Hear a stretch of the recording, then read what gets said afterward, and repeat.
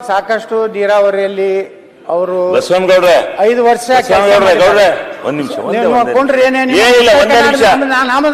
ಉತ್ತರ ಕರ್ನಾಟಕದ ನಾವು ಒಂಚೂರು ತಿಳ್ಕೊಂಡು ಹೇಳಂತ ತಡ್ರಿ ಏನೋ ತಿಳ್ಕೊಂಡು ಹೇಳ ಒಂದ್ ನಿಮಿಷ ಈಗ ಅಧ್ಯಕ್ಷರೇ ನೀರಾವರಿಗೆ ಇಟ್ಟಿರ್ತಕ್ಕಂಥ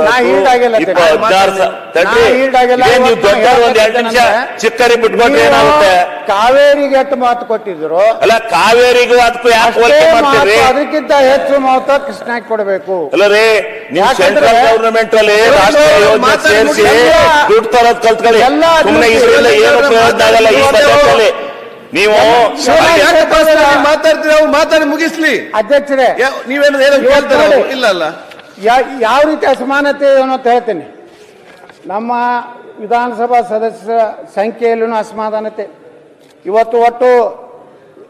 ಜಿಲ್ಲೆಗಳು ದಕ್ಷಿಣ ಕರ್ನಾಟಕದಲ್ಲಿ 17 ಇದೆ ನಮ್ಮ ಉತ್ತರ ಕರ್ನಾಟಕದಲ್ಲಿ 14 ಇವೆ ಅದೇ ಇನ್ನೂ 4 ರಿಂದ 5 ಜಿಲ್ಲೆ ಆಗಬೇಕು ಏನೋ ಅದ್ರ ಬಗ್ಗೆ ಯಾರೂ ಚಕಾರ ಎತ್ತಾ ಇಲ್ಲ ನಮ್ಮ ದಕ್ಷಿಣ ಕರ್ನಾಟಕದಲ್ಲಿ 120 ಇದ್ದಾರೆ ಉತ್ತರ ಕರ್ನಾಟಕದ 96 ಮಂದಿ ಶಾಸಕರು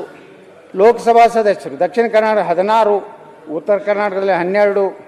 ವಿಧಾನ ಪರಿಷತ್ ಸದಸ್ಯರು ದಕ್ಷಿಣ ಕರ್ನಾಟಕ 53 ಉತ್ತರ ಕರ್ನಾಟಕ 22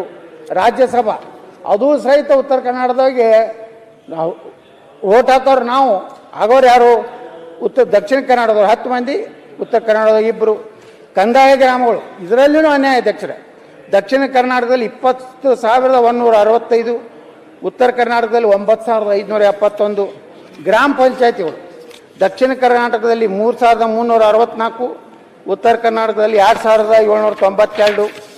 ಅದೇ ರೀತಿ ಪ್ರಾಥಮಿಕ ಶಾಲೆಗಳು ಯಾವ ಶಾಲೆಗಳು ಮೂಲ ನಮ್ಮ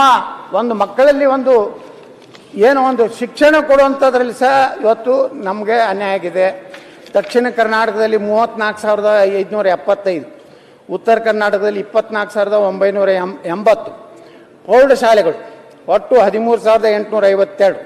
ಅದರಲ್ಲಿ ದಕ್ಷಿಣ ಕರ್ನಾಟಕ 8,296